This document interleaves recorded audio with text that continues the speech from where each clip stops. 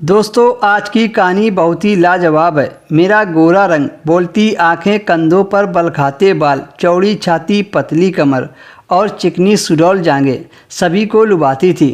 पुरुष मेरे सौंदर्य को देखकर कहते थे, यह लड़की तो किसी रसगुल्ले से कम नहीं है, इसको तो सिर्फ देखने से ही जन्नत की सैर हो जाती है।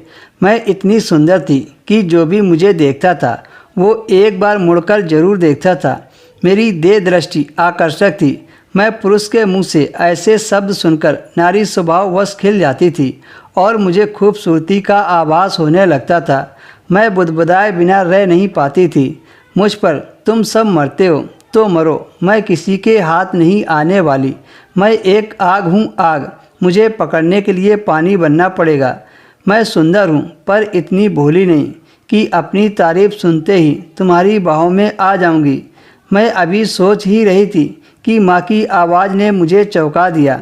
मैं सोते से जाग उठी। माँ मेरे सामने खड़ी होकर मुस्कुरा रही थी। मेरी माँ तो मुझसे कहीं ज़्यादा खूबसूरत थी। वह एक प्रौढ़ महिला थी पर देखने में 25 साल की लगती थी।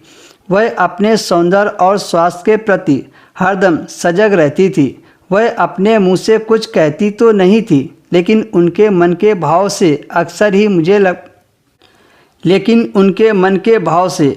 ही मुझे लगता था कि वे वेदांत अंकल को पसंद करती हैं और पापा उसके अनुकूल थे। वेदांत अंकल कहाँ से आते थे और मम्मी से उनका संबंध कब से था, इससे मुझे कोई मतलब नहीं था।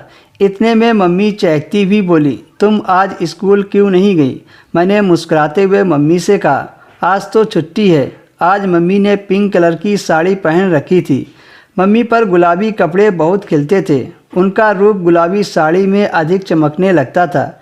मुझे जहाँ तक याद है, मम्मी सस्ती संवरती तभी थी जब वेदांत अंकल घर पर होते थे या आने वाले होते थे। वैसे तो सजना संवरना मम्मी के जीवन का ये अहम हिस्सा था, लेकिन उस दिन वह विशेष रूप से श्रृंगार करती थी जब वेदांत अंकल आते थे।